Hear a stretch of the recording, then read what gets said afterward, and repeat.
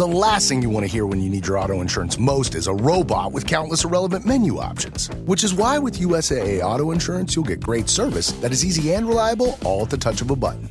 Get a quote today. Restrictions apply.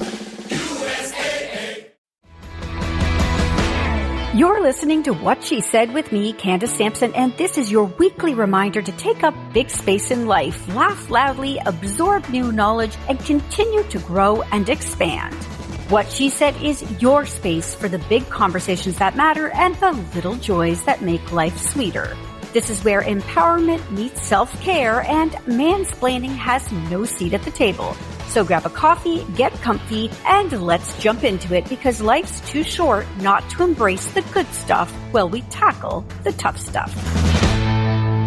People are always asking us, do you still eat the cupcakes? And I'm like, yeah, we have cupcake days because when, those days are tough and entrepreneurship is not always like sunshine and rainbows. And so we call them our cupcake days.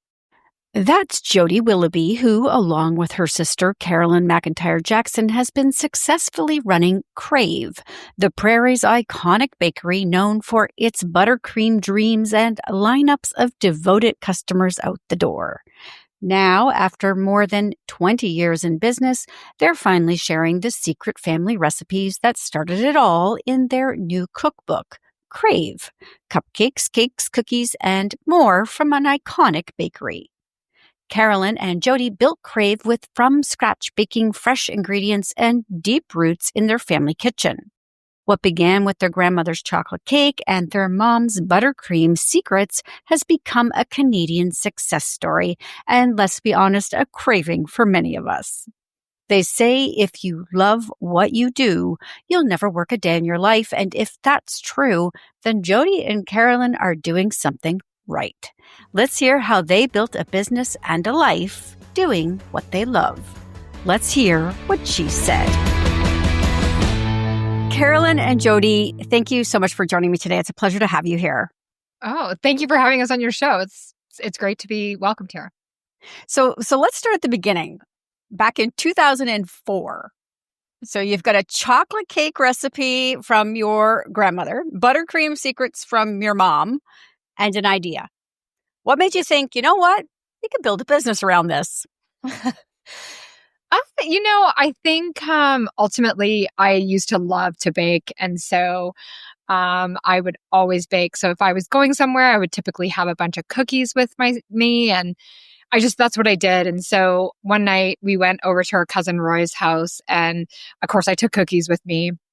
And he said, you should just really open a bakery. And I'm like, yeah, if I had $1 million, I would just, open a little bakery. And so at the time I was actually working for Safeway in their food manufacturing division. So I was in their bread plant and I'd moved to their meat plant. And so I was kind of like looking for different things. And I think when I came out of university, I really wanted to be like the new craft kitchen lady and invent new craft dinners or something. I always loved food and everything around it. And so when Roy kind of put that like idea in my head, I was just like, okay, like maybe it doesn't take $1 million. So I started to do the research. I was a little bit unenamored with the corporate world. Found that it didn't take $1 million to start a bakery. Asked Jodi, what do you want to join with me? What else do we do really well besides cookies? Because Cookies by George was such a big thing back then, right? Like that's a long time ago, right? Like, we wanted something single serve, right? Something that went with the cookie. And we're like, oh, we know how to do cake and cupcakes. Like for us, it was just so a natural growing thing up to add. Yeah. So, And so then we kind of like went about our way, tried to go through farmers markets because of course that, was kind of the only avenue for a little tiny business to start. Right. Or like we tried to look for a commercial kitchen space. That was really challenging. And so we just kind of took the plunge and opened our space in Kensington and Calgary. And the rest, as they say, is history. So a lot of people dream about starting a business with their sibling, but most wisely choose not to. So what's it really like running Crave together? Are your roles clearly defined or more like a well-balanced cake, perhaps? That's actually a really cute way to say it. But I think because Carolyne and I, we grew up on a farm outside of High River, and we always got along because if you were fighting, then you had no one to play with. So we very easily learned how to forgive each other.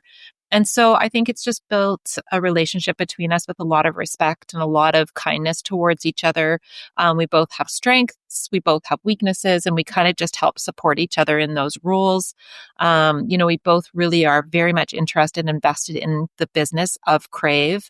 And then we kind of just do our things in tandem, but each giving each other a little bit of space and respect to kind of go through the motions. So when Crave first opened, you had huge lineups. There was a lot of buzz.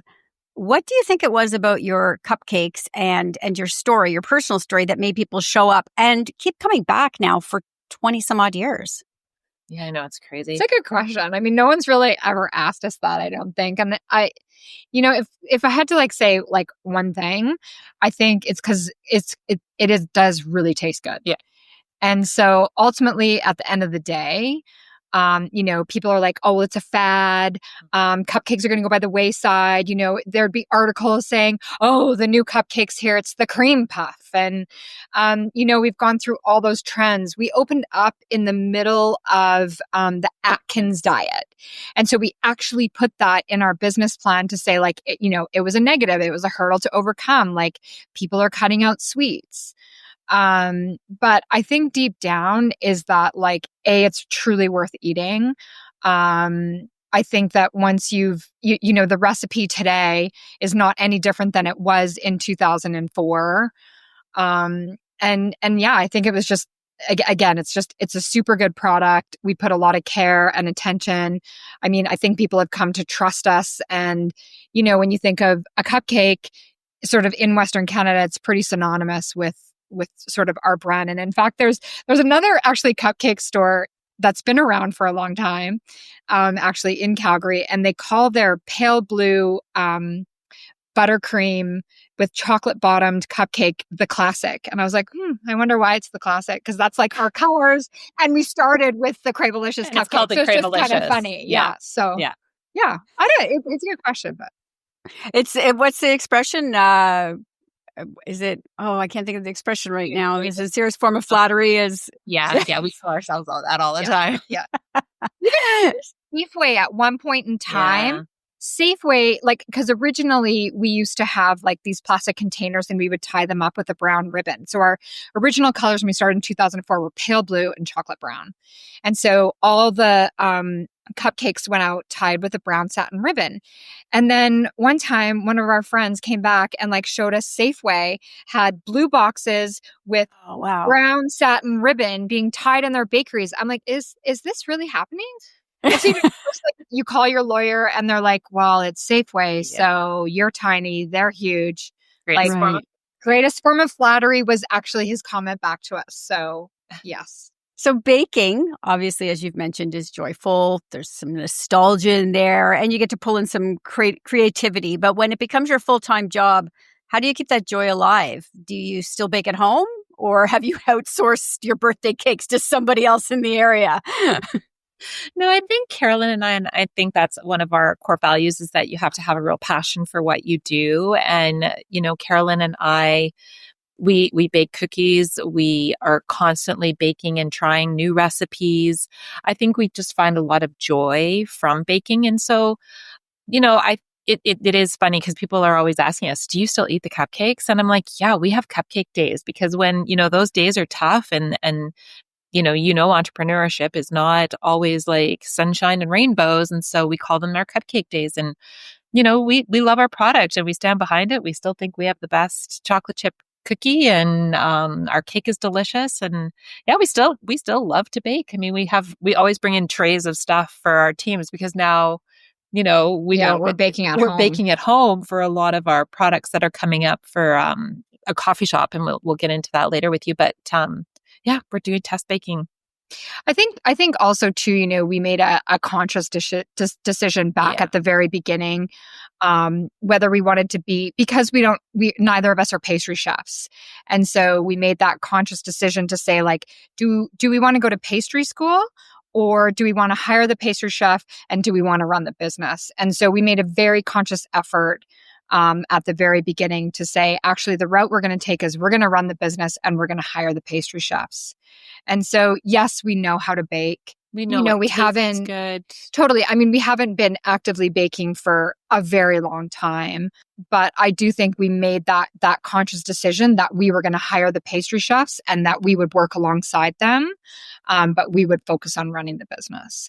So your cookbook though is out now, and your cookbook is packed with recipes people have been begging you for since day one, I imagine.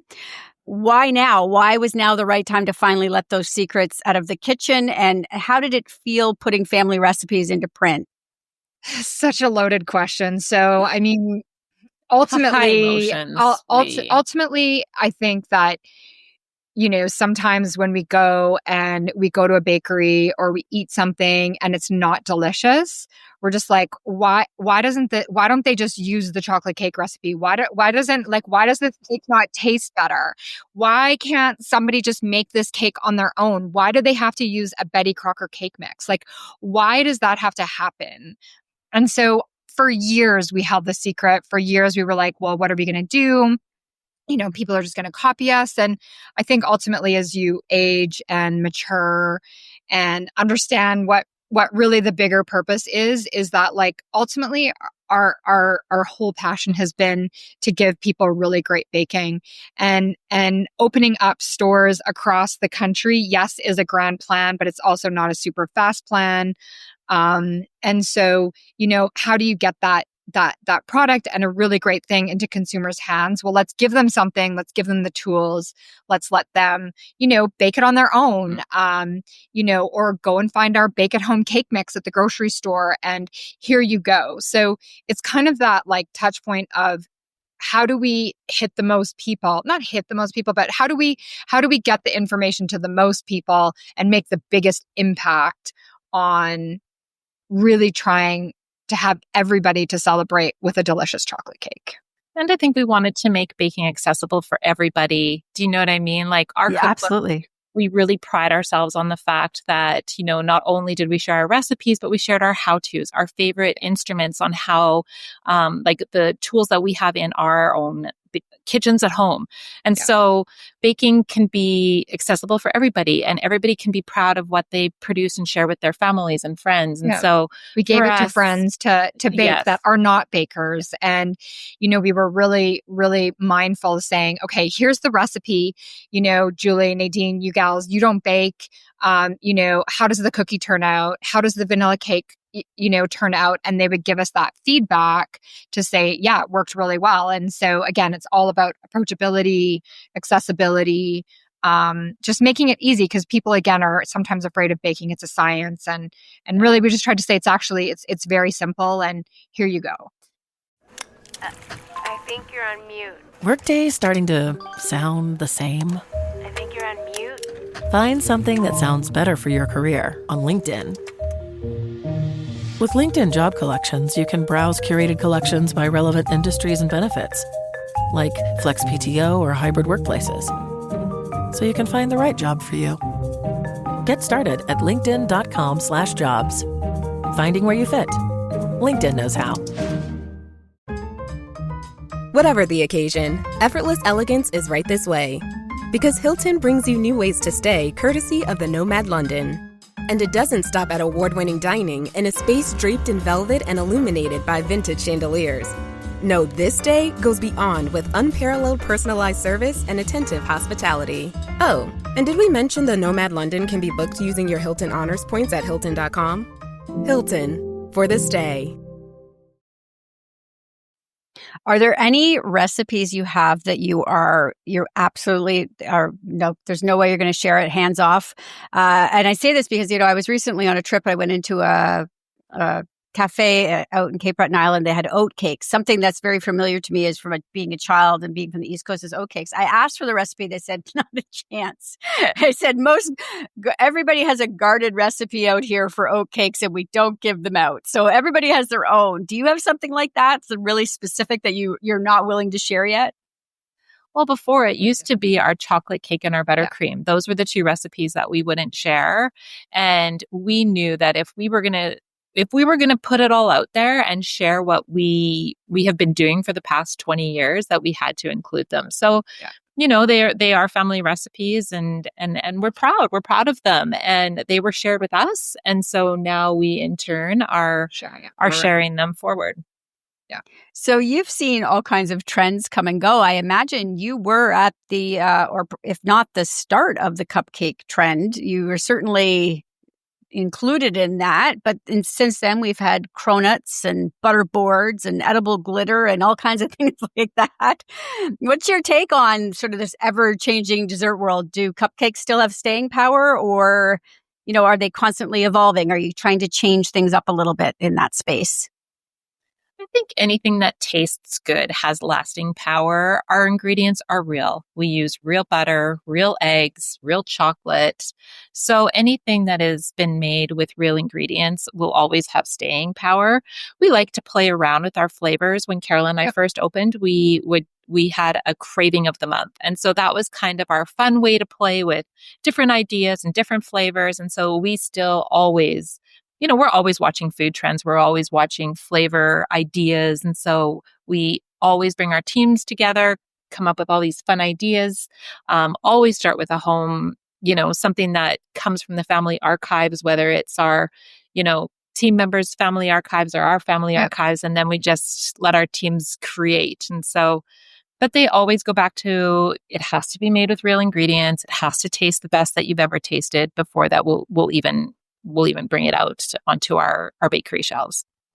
And I think honestly, talking about trends, I think, we always kind of refer back to, Alexander and his terrible, horrible, no good, very bad day, didn't get a cupcake in his lunch one day. And I think that book was written in 1972. And so I think, celebrations and cake and cookies and really classic items are never going to go away.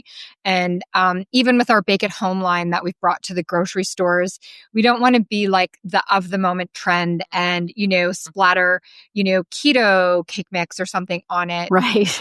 We really want to, build a lasting brand. And, to us, a lasting brand is something that, never goes off trend. Yes, it can evolve. And yes, we can make it smaller or use less sugar or, play with the flavors. But ultimately, at the end of the day, when you're wanting to have a treat, again, we just want to make it the absolute best treat. And that you are treating yourself with something delicious and something that's not full of terrible ingredients. And yes, we all know butter and sugar and everything is not like perfect for us. I get that. But again, if you're doing something small and it's an indulgence and it tastes delicious, then it's worth it.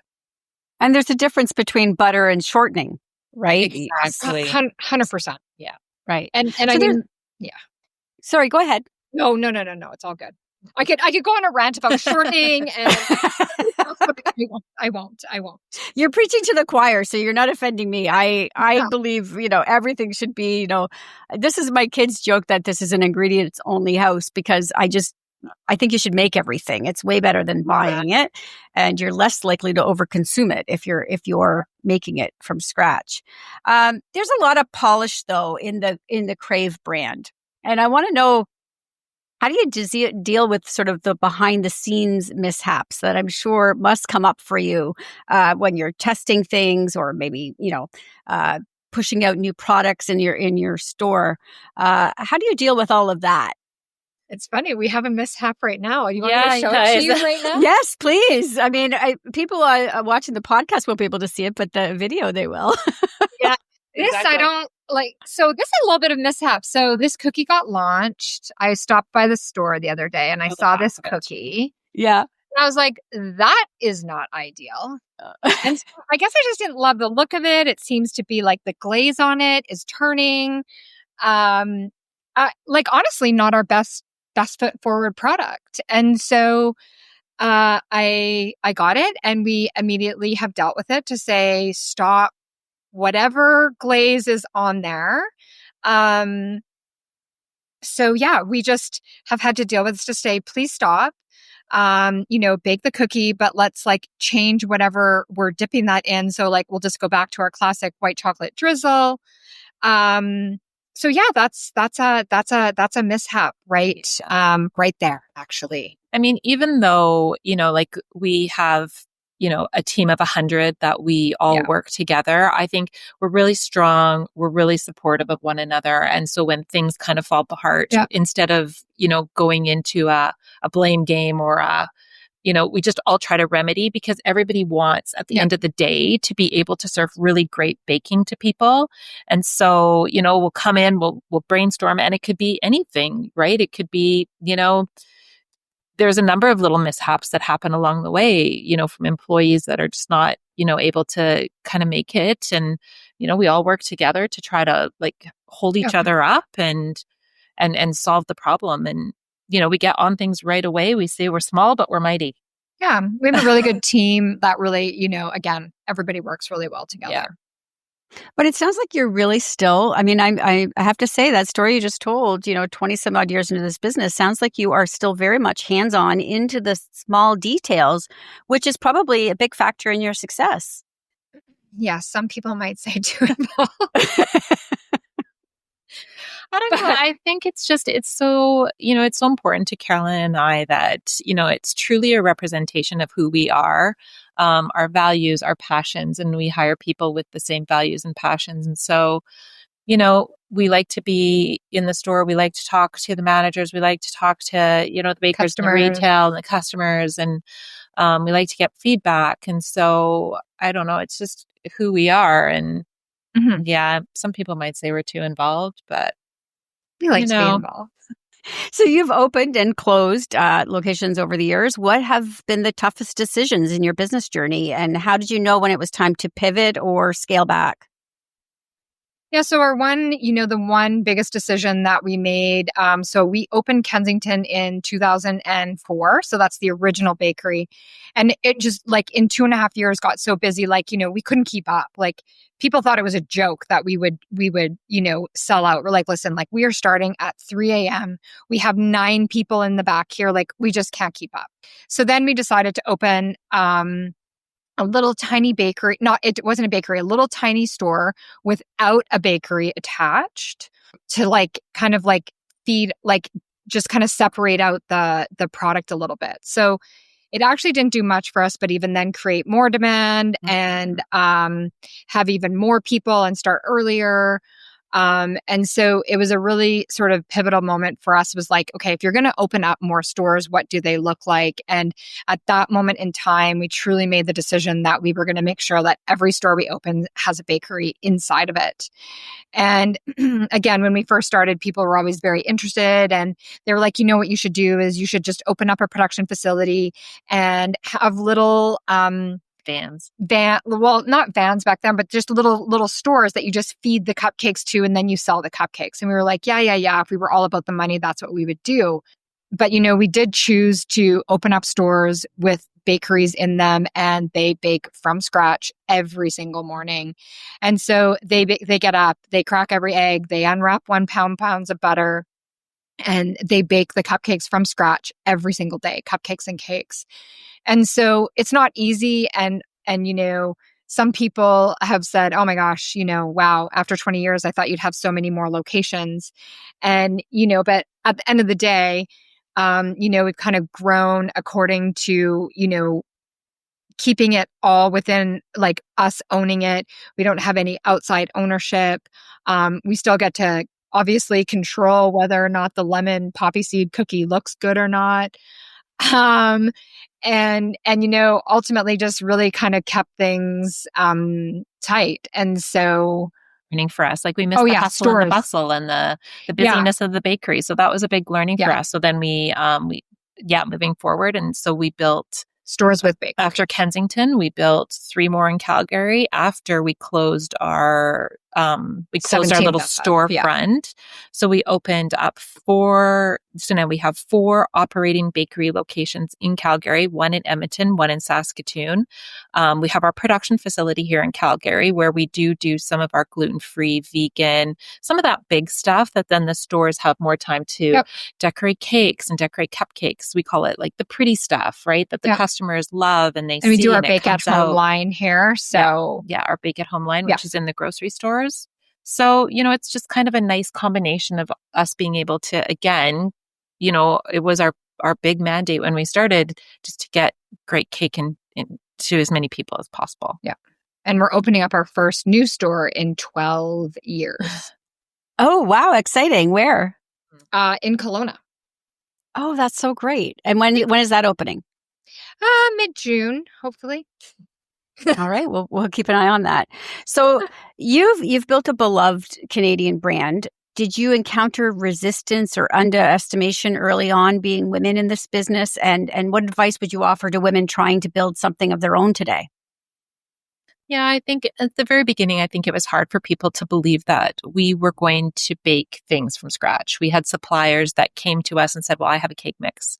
I'll see you in 2 months, right? We're like, oh, no. Like we need raw ingredients, eggs, flour, sugar, like we're going to do this ourselves. And so to be taken seriously and not to be seen as a fad or a cute little bakery, I think that was one of the things that we worked hard at to really prove ourselves. And, and I think we're still doing it. There's still times when I think people might not believe the volumes that we do when we try to source maybe some new suppliers. So that's a bit tough, but I think keep working at it.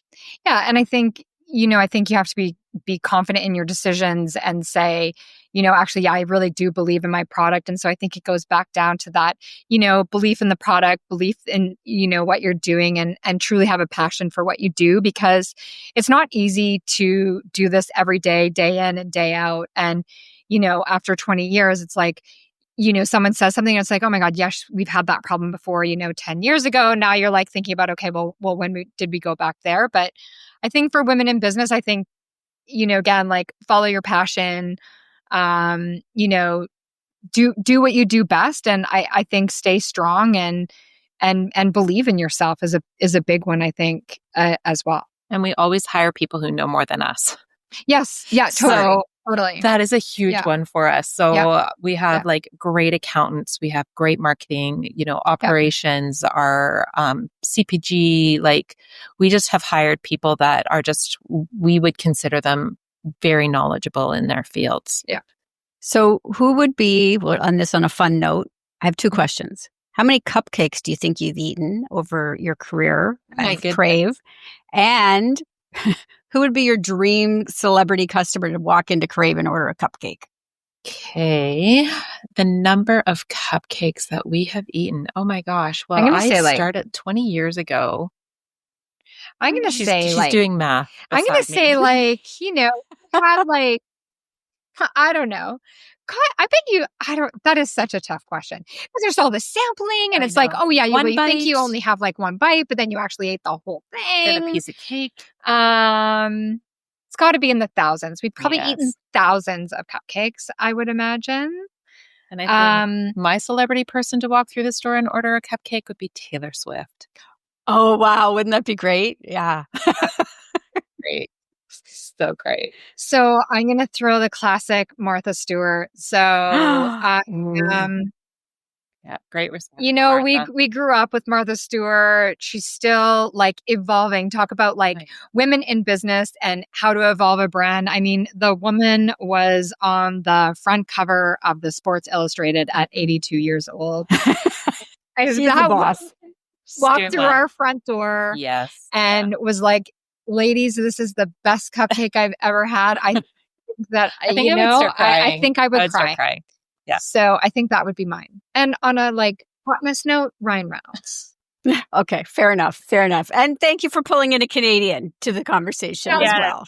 Yeah. It was your patriotic duty to mention him. Yes, exactly. So where can people, let's talk about where people can find you. So let's talk about your locations, your social media, and then where people can find the book. Yeah. So for locations, we do have 4 here in Calgary. We're in the Kensington area, Crowfoot, Willow Park, and Aspen Landing. We have our production facility that is just right kind of just off 11th Street in the Southeast. And that's where, again, we produce our Bake at Home line. So our Bake at Home line is found in Sobeys Safeways, Loblaws, some independent grocery stores, Calgary Co-op. We are really trying to expand that reach across Western Canada. Yeah, so we're primarily in Alberta Western right Canada now. and moving. Can you, sorry, so for those of us who are not in Western Canada and would like to get our hands on your products, can we order them online somewhere? That is, yeah. So we are looking at, so hopefully, because we're going to be coming out to Ontario next week to do some promo for the cookbook, we are going to be shipping our Bake at Home line, which is cake mix, which then you just can add the eggs and hot water. It's all different for the different lines that we carry, frozen buttercream and frozen pre-portioned cookie dough. So we'll be shipping that.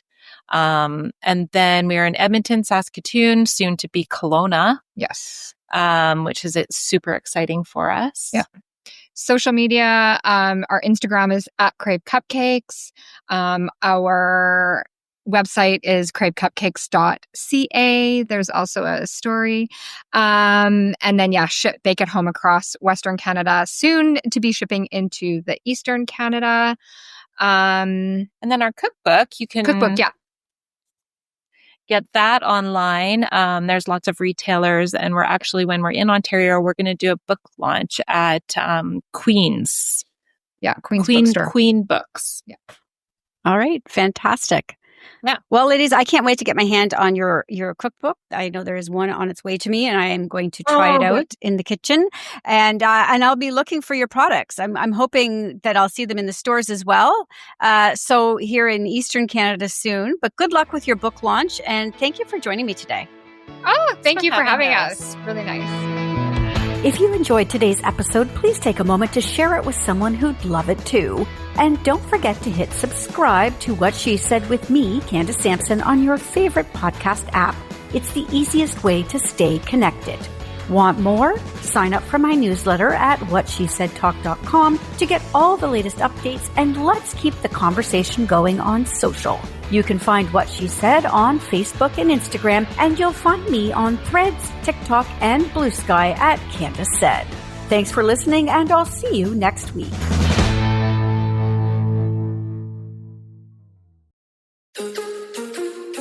Hi, it's Ashley and Jess with Wellness Reality Check. We are 2 health practitioners, moms, and best friends trying to navigate the world of holistic health in a balanced, productive way that brings health to our lives instead of dogmatic extremes. We'll be breaking down health trends, interviewing your favorite health influencers, and always keeping it real. We hope this podcast brings listeners back down to earth, providing a dose of reality in the often idealized world of health and wellness. Wellness Reality Check. Follow the show now on Apple Podcasts, Spotify, or at wellnessrealitycheck.com. It is your favorite girl. That's right. It's the Allie Mars, the one and the only. Everyone else just ain't me. I am the host of Welcome to Mars, a lifestyle podcast where nothing is off the table. I have come a long way from sex and dating and have transformed the new vibe to all things lifestyle. We still talk sex, but I'm more interested in the journey, where people have come from, how they made it, and where they're going. Subscribe or follow to a brand new look and a brand new era. Welcome to Mars. Subscribe or follow on Apple, Spotify, Google, or at thealliemars.com. Because even with the new look, I'm still that same bitch you love to hate. Another Sound Off Media Company podcast.